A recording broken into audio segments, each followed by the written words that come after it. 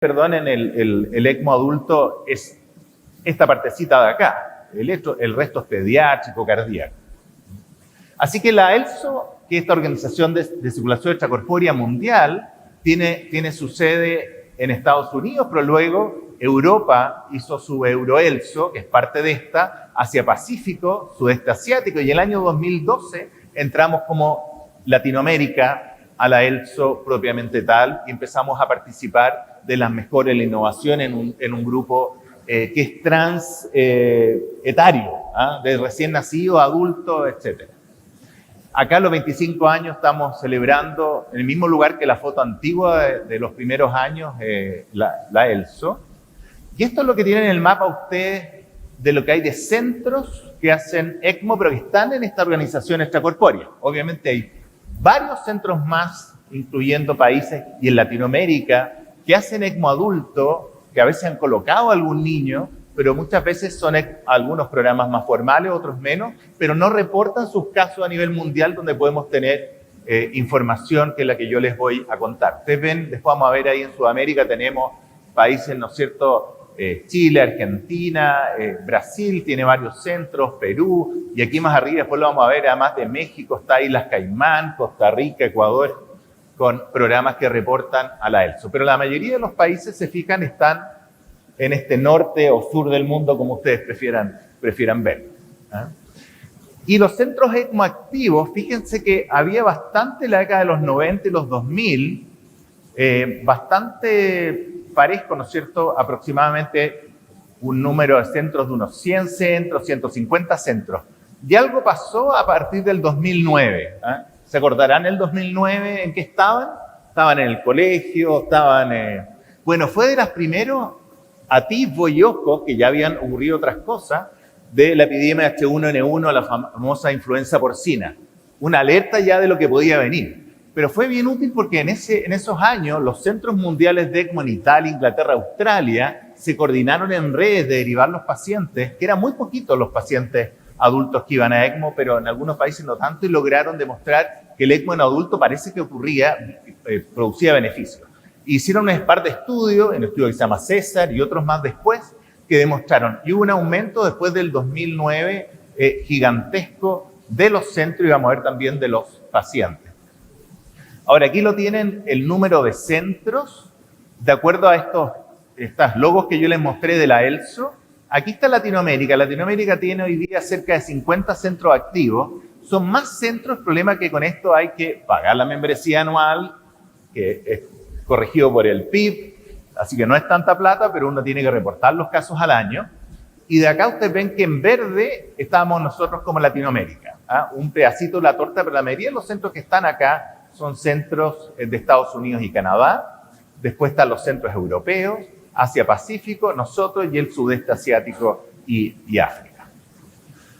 Ahora, los casos neonatales llegaron a su pic después de todo esto que les mostré, los recién nacidos, a cerca de 1.500 pacientes por ahí por los 90. Pero después, ¿qué ocurrió? Apareció el oxionítico, la ventilación de alta frecuencia y bajaron los ECMO a cerca de 800, que son el número, pero sigue siendo el grupo que se trató con más en los años 90, inicio de los 2000.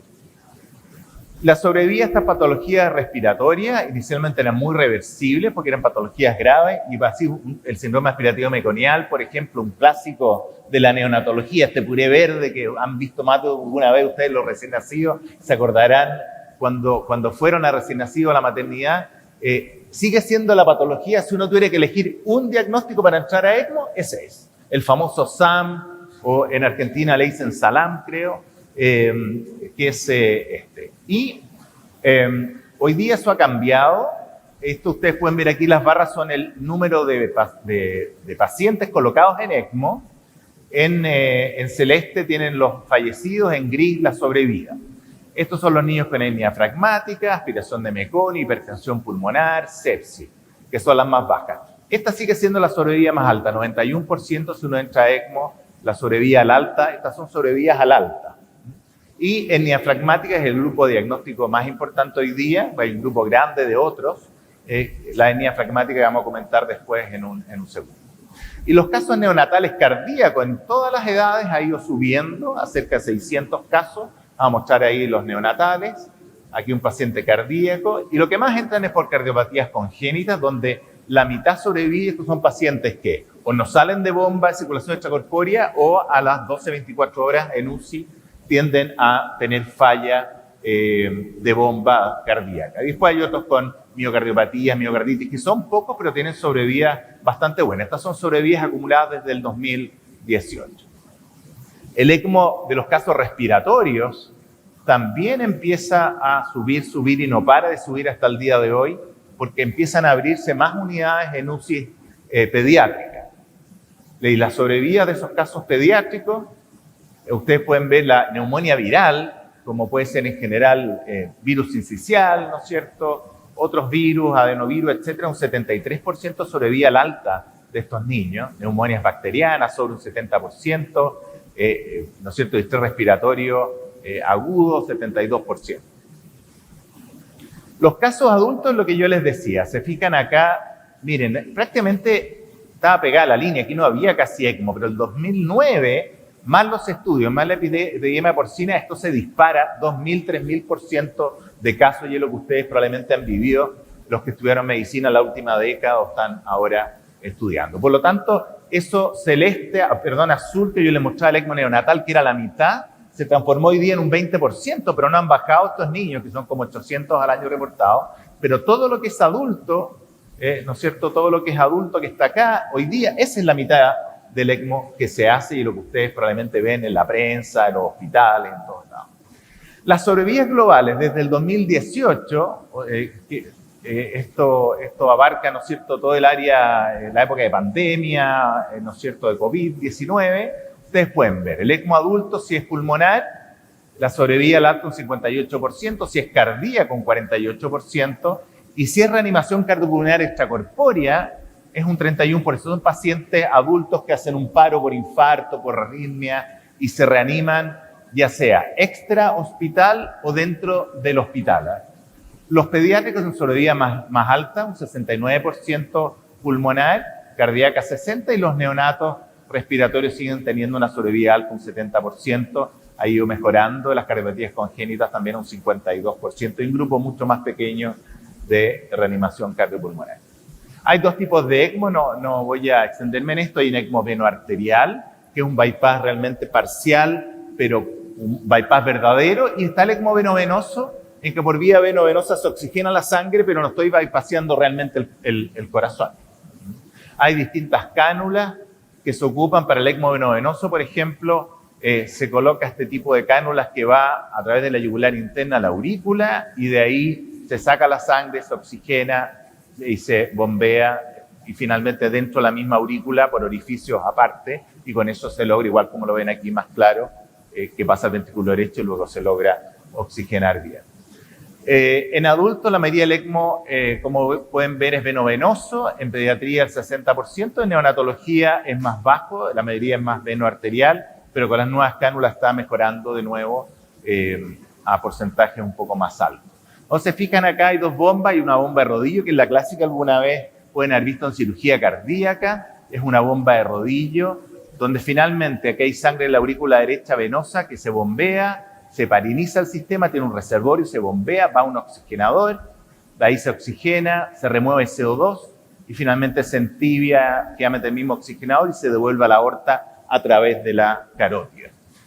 Ahí como con bomba centrífuga, lo que más ven que es más portátil, es más pequeña, es más chico el circuito, que en general en pediatría, en adultos, es la forma habitual de ECMO, en recién nacidos pequeños hay una mezcla entre los dos tipos de ECMO. Aquí tienen las bombas en nuestra unidad, aquí ven la bomba de rodillo, oxigenador de la época, este es un niño que está aquí por una hipertensión pulmonar, acá lo tienen también con óxido nítrico, en una bomba centrífuga, en este caso hay 2-3 pacientes al mismo tiempo en ECMO. En Chile tuvimos una historia especial con el ECMO. Coincidió en los 90 que nos fuimos a formar varios a Estados Unidos. Yo fui a California y en la Universidad Católica, aquí está el frontis de lo que es nuestra casa central. Detrás está nuestro hospital, está una torre del hospital, un hospital de cerca de 500 camas. La unidad de neonatología tiene 2 pisos. Aquí está la parte de cuidado intensivo más importante. Como ven, aquí hay 1, 2, 3 pacientes en ECMO, donde partimos haciendo el ECMO. Y en los años 90, 96, el sistema de Gattinoni, que era italiano, se hacía ECMO con una bomba centrífuga y aquí tienen un primer estudio en 11 pacientes. Acuérdense que esto es antes que el ECMO en adulto realmente funcionara y la verdad que, bueno, la sobrevida un 18%, salía de ECMO un 45%, así que resultados todavía en los 90 bastante malos en adultos. El programa dejó de hacerse y luego nosotros partimos a finales de los 90 formando médicos y enfermeras neonatales y luego pediátricas, que es lo que seguimos haciendo hasta el día de hoy, con prácticas, inicialmente lo hacíamos en animales a principios de los 2000, hoy día en simulación. Y lo más importante, más que una persona, esto es un tremendo equipo donde tenemos que saber conversar entre los pediatras intensivistas, con perfusionistas de cirugía cardiovascular, con cirujanos cardíacos, que no siempre es fácil, con las psicólogas, relacionándose con los radiólogos, con nosotros, con las familias, gestores, equipos. Es un tremendo equipo. Gracias a Dios, nuestro hospital siempre fue un hospital con cirugía cardíaca, con el área cardiovascular bien potente, y eso nos ayudó que junto con intensivo pediátrico y neonatal pudiéramos hacer esto. Aquí tienen un recién nacido, ¿no es cierto?, puesto en un corderito, quedan muy cómodos ahí, que es lo que habitualmente hacemos también con los prematuros. Y en 2003 colocamos el primer paciente en ECMO en hipertensión pulmonar, que lo ven en esta bomba de rodillo, su oxigenador aquí con una cánula en ECMO venovenoso. Había tenido, además de la hipertensión pulmonar secundaria, probablemente a una hipertensión pulmonar con asfixia, quizás con meconio. Y nuestro pacientito después, un tiempo después, en esa época, prometimos que íbamos a ganar la Copa América y lo hicimos años después, pero no alcanzó a jugar. Hoy día juega de arquero, sí, pero no en la selección. Pero siempre le gustó el fútbol, estudió y hoy día está egresado a la universidad y como pueden ver, tuvimos nuestra fiesta de 20 años el año pasado, que él nos acompañó, nuestro primer paciente. Lo más importante también es que en esos años en Chile empezó a haber un tema que el Ministerio de Salud decidió empezar a tomar algunas enfermedades, protocolizarlas y garantizarlas por ley. Así que, ¿saben qué más? Aunque no podamos cubrir todo, aquí vamos a partir por enfermedades del adulto, del niño, y hoy día, no sé, un infarto, una hipertensión pulmonar del niño, una diabetes, cardiopatías congénitas, la prematurez por alguna enfermedad, tienen esta garantía explícita en salud, se llama, que son los famosos GES en Chile. Y eso tiene un protocolo que si no nos llega multa al hospital o a la persona, si uno no lo reporta y finalmente si no cumple con ese protocolo. Eso al principio tuvo algunos resquemores, pero hoy día son más de 100 patologías que tienen esto. Y esto ayudó a ordenar en Chile y regionalizar algunas enfermedades. Y nosotros en Chile, país, ¿no es cierto?, bien largo, ustedes conocen bien, muy centralizado en la región metropolitana, teníamos la mayoría de los centros neonatales que manejan óxido nítrico para hipertensión pulmonar, en la región metropolitana y también en rojo en los centros de ECMO neonatal y adulto. Y hoy día se han ido expandiendo los centros de hipertensión pulmonar y nosotros manejamos cerca de 50 niños al año. Hoy día tenemos menos de 200.000 partos, no llegamos a 180.000 partos al año. Pero sigue centralizándose en esto la población del norte y del sur. Estos son más o menos los números de candidatos que serían a ECMO solamente en lo respiratorio neonatal. Vamos a mostrar un ejemplo. Y de los pacientes respiratorios neonatales, hay una selección, son niños colocados sobre 33 semanas de gestación y 2 kilos, que hayan fallado a un tratamiento máximo con óxido nítrico de alta frecuencia, que tengan hipoxemia, medido por ciertos valores, acidosis intratable, y que no tengan una hemorragia incontrolable, una hemorragia intracraneana mayor, que no tengan un daño cerebral masivo o alguna malformación mayor tipo trisomía 18, 13 o alguna otra que fuera demasiado grave. Y los pacientes con hernia fragmática es un grupo muy importante, como veíamos. Este es un niño que se operó de su hernia, tiene un pulmón hipoplásico y aquí está en un ECMO venoarterial, donde está la cánula venosa aurícula derecha y luego se vuelve la sangre y se bombea a la aorta por esta otra cánula. Estos niños hoy día se derivan prenatalmente, si es que tienen diagnóstico prenatal que es el 80% aproximadamente. Y si tienen hernias derechas, que son en general más graves, tienen el hígado herniado en el tórax y otros parámetros, van a una unidad de ECMO, que en general es la Universidad Católica, que nosotros tenemos un centro, nuestra universidad es una corporación de derecho público, pero pertenece a la red también nacional y recibimos por la unidad de gestión de camas críticas. La mayoría de los pacientes son públicos y llegan a nuestra unidad.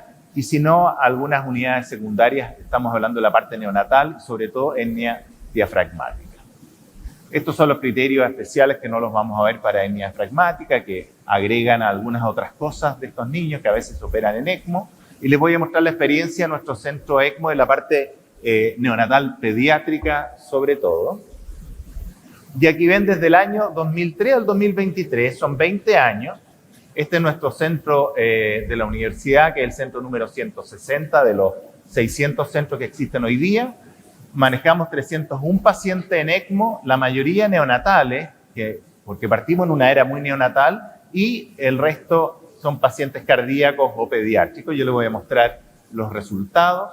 Aquí tienen, bueno, la unidad, como les decía, el paciente que está más monitorizado con una electroencefalografía, con NIRS, está bien cercana al infrarrojo, y aquí está en un ECMO de bomba centrífuga en cánulas generalmente cervicales a través de su yugular y su carótida. Con enfermedad respiratoria, de la ELSO latinoamericana, nosotros más o menos manejamos como el 62% de los pacientes con enfermedades respiratorias neonatales. El Hospital Garrahan en Buenos Aires maneja otro grupo bastante grande, importante, con un hospital de niños principal en Buenos Aires. Y estos son los dos grupos más importantes. Esto es la hernia diafragmática, que hemos manejado 162 pacientes con la sobrevida sobre el 60%, síndrome aspirativo meconial, 28 pacientes con una sobrevida del 92%. Ven, esta patología sigue siendo la top de tratar en pacientes recién nacidos. Total de 67 pacientes. En hernia diafragmática, en estos 20 años, hemos tenido 424 pacientes, más los que vinieron después con hernia diafragmática. Esos pacientes son en un 90% pacientes o 95% del sistema público de salud de todo Chile. Y esta es una red internacional que junta los datos del mundo de hernia diafragmática, o de que no son todos. Ustedes ven como la sobrevida global. En azul oscuro, la UC, que es la Universidad Católica, con esta red internacional, son sobrevidas muy parecidas globales. En ECMO, sin ECMO, obviamente son pacientes menos graves, que también relativamente parecidos, 75-80%, y con ECMO, con sobrevidas que están un poco por sobre, pero este es un grupo un N más grande. Así que sobrevidas que son bastante comparables.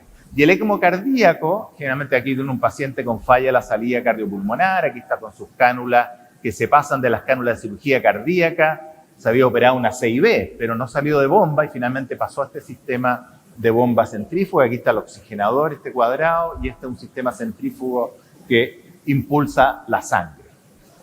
De estos pacientes cardíacos, vamos a mostrar los que son los niños y los neonatos, son 47, con una sobrevida global de un 57%, están descritos ahí algunas cardiopatías, miocarditis con sobrevidas bien altas, hipoplasia ventricular izquierdo, algunas arritmias también pueden requerir de ECMO. Son pacientes que con sobrevidas un poco más bajas. Aquí tienen varios de nuestros niños en algunas de las reuniones que hacemos, con una maga francesa, con sus camisetas, un par de gemelos prematuros, que anduvieron muy bien de prematuros, pero después de la primera invierno, lamentablemente se contagiaron de un virus sincicial y una influenza, y terminó uno de ellos dos en ECMO.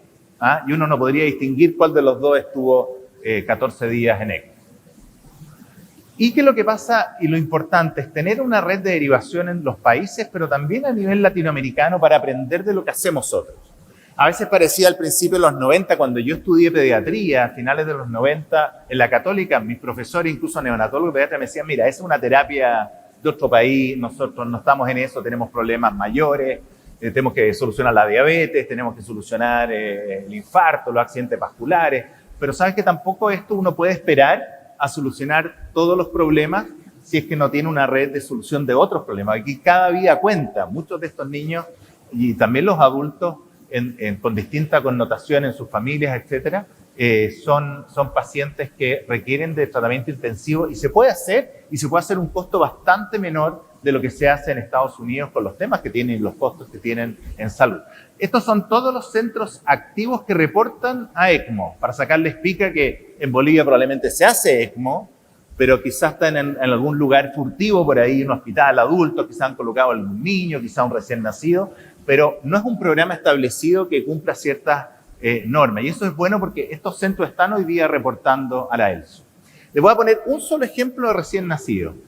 Estos son los partos que habían hace unos años, porque hoy día todos los países casi tienen menos. Así que por eso aquí aparece Chile con 225.000, pero es menos. Yo les aseguro que Bolivia ha bajado de los 245.000 en los últimos años.